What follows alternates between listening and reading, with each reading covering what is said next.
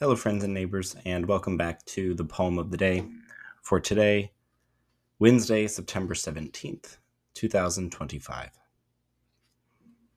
In keeping with our recent focus on fall and autumn, but I'm hoping less maybe dour and heavy as yesterday, we're going to turn back a little bit to the English Romantic poets. And specifically, we're going to hear from Percy Shelley today. You may know Percy Shelley as the husband of Mary Shelley, and I word that intentionally because some people will say Mary Shelley was Percy Shelley's wife, but in my view and estimation of literature, this is Mr. Mary Shelley. And what I mean by that, of course, is that I don't think Percy Shelley wrote anything as good as Frankenstein. I think most writers in English have never written anything as good as Frankenstein, and Mary Shelley wrote it when she was 18 to 20, which continues to blow my mind. I'll have students sometimes, I've taught that book maybe 3 times, and who'll be like, it's kind of mid. And I'll be like, well, you're 18, so get started. Because it's a remarkable work. But nevertheless, we'll be discussing her husband and lesser half's writing today. I'm actually fond of Percy Shelley's poetry, although I do find it sometimes a bit stuffy and a bit uptight. But I like a lot of his work, and the one that we'll be reading today is Ode to the West Wind, which is a bit of a longer poem. It's 70 lines long in 5 cantos, and each canto is 14 lines. Without further introduction, I'll begin. This is Ode to the West Wind from 1819 by Percy Bysshe Shelley. O wild west wind, thou breath of autumn's being, thou, from whose unseen presence the leaves dead are driven, like ghosts from an enchanter fleeting. Yellow and black and pale and hectic red, pestilence-stricken multitudes, O thou who chariotest to their dark wintry bed the winged seeds, where they lie cold and low, like a corpse within its grave, until thine azure sister of the spring shall blow her clarion o'er the dreaming earth, and fill driving sweet buds like flocks to feed in air, with living hues and odors plain and hill. Wild spirit, which art moving everywhere, destroyer and preserver, hear, O hear. Thou on whose stream, mid the steep sky's commotion, loose clouds like earth's decaying leaves are shed, shook from the tangled boughs of heaven and ocean, angels of rain and lightning there are spread, on the blue surface of thine airy surge, like the bright hair uplifted from the head of some fierce maenad. Even from the dim verge of the horizon to the zenith's height, the locks of the approaching storm.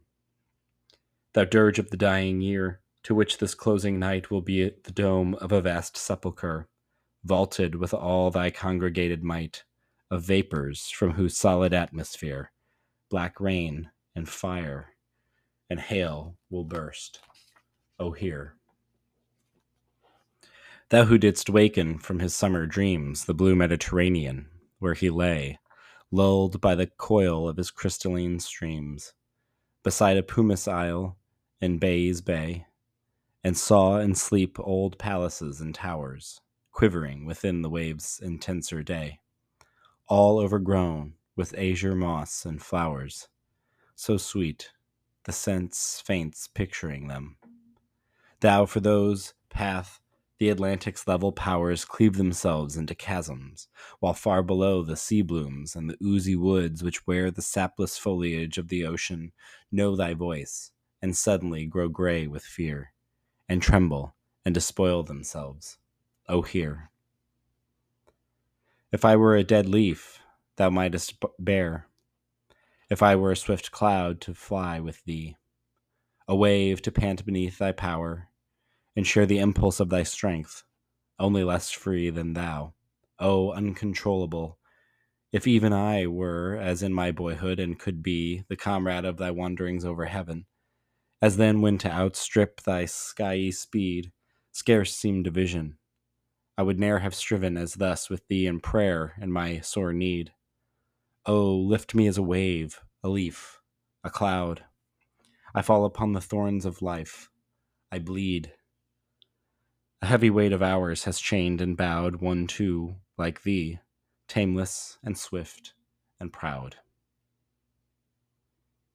Make me thy lyre, even as the forest is.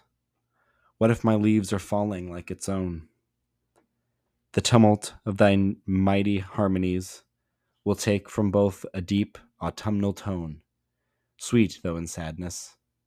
Be thou, spirit fierce, my spirit. Be thou me, impetuous one. Drive my dead thoughts over the universe like withered leaves to quicken a new birth. And by the incantation of this verse, scatter as from an unextinguished hearth. Ashes and sparks, my words among mankind, be through my lips to unawakened earth. The trumpet of a prophecy, O wind, if winter comes, can spring be far behind? Okay, that's a tough one, huh? It's tough. One, because it's long. Two, because there's a large number of enjambment here, not just within lines and stanzas, but also quite near. No, actually, not between cantos, just between lines and stanzas. But there's quite a bit of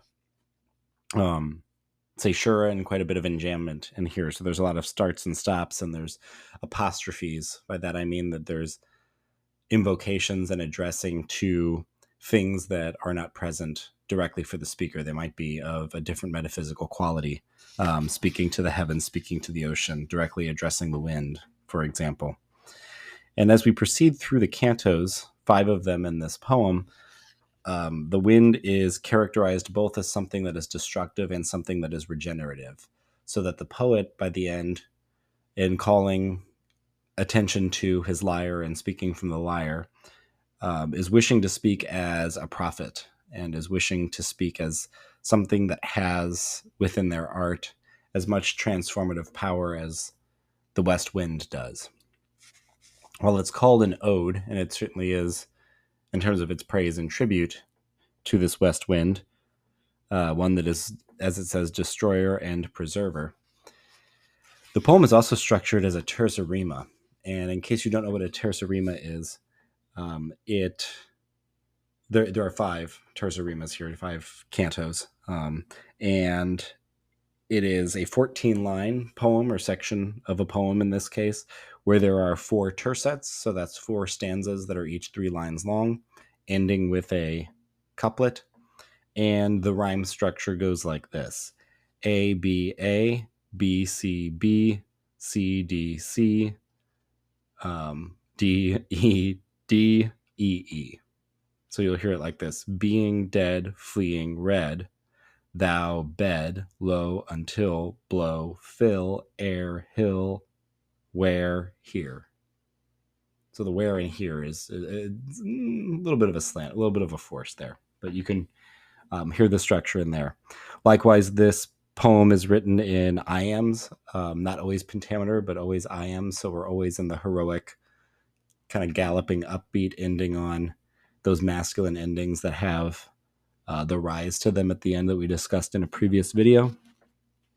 And like most romantic poets, Shelley is going to have not just sophisticated diction within this poem, but also several allusions to mythology, specifically Greek mythology. That was something that we see a lot with the Romantics. That was something that we saw when we did our read of Coleridge's The Rime of the Ancient Mariner.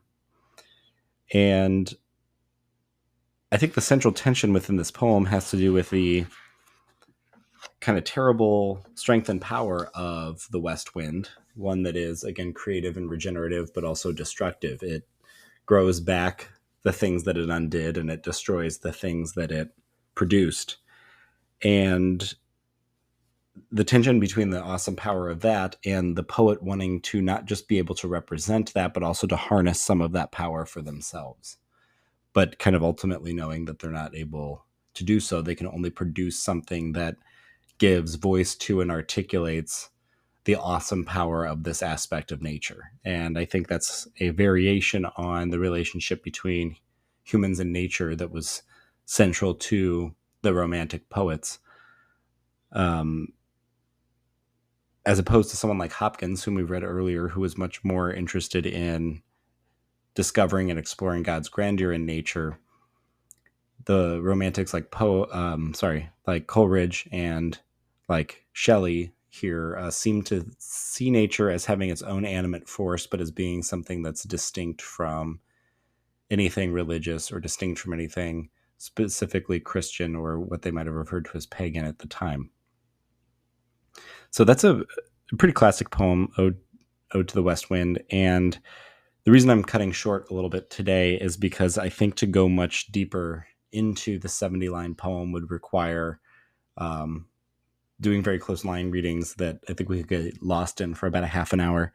But I will, of course, provide the text of the poem below, and you can take a look at that again just to focus on whatever strikes you. But of course, the strength of his imagery that's brought about by the particular diction that Shelley uses. So thank you for joining us again, and I hope to see you all at the video tomorrow.